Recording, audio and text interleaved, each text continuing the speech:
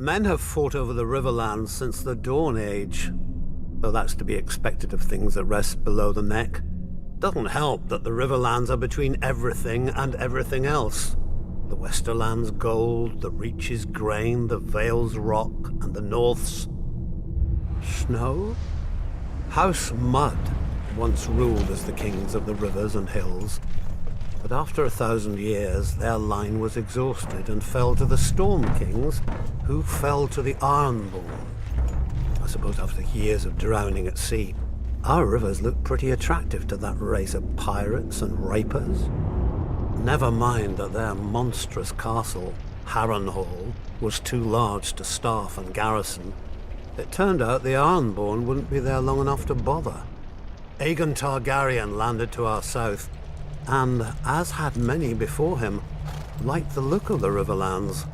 My ancestor Edmund Tully led the desertion of Riverlords to his cause, and was rewarded by getting to watch King Harren burn in his own tower. Unfortunately, that's not all Edmund got. House Tully was named the Lords Paramount of the Trident, which means we had to keep in line all those lords who hadn't governed themselves for thousands of years. We were now responsible for aiding the Malisters at Seaguard against the pouting Ironborn whenever they got cheeky. For settling Harrenhal on families stupid enough to think its curse would skip them after devouring all previous families. For keeping the Blackwoods and Brackens from wiping each other out, and giving us 2 more castles to deal with. For keeping the Freys in their place and out of others' pockets. For marrying off our sons and daughters wisely enough so we didn't follow House Mud into, well, the mud. Yet under the Targaryens, the Riverlands knew a peace we hadn't had for centuries, if ever. But like all good things, sooner or later it all goes to shit. And our shit had a name. Aerys Targaryen. Westeros has had its share of Mad Kings, but usually they had the sense not to bully more than one powerful house at a time. Aerys soon blundered into a triple alliance.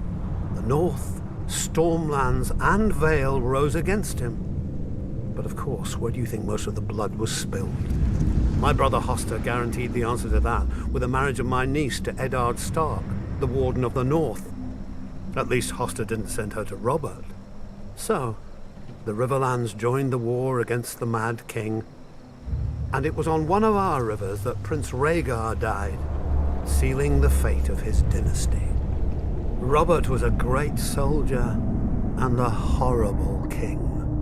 Drinking and whoring are their own brand of madness when you sit on a throne that everybody wants. He died, and another war started. Again the armies marched. Again the Riverlands burned.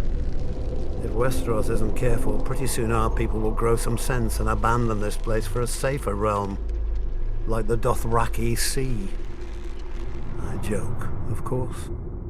The Riverlands are our home, and God's help us, we love it. Still, as they say, the king eats and the hand takes the shit.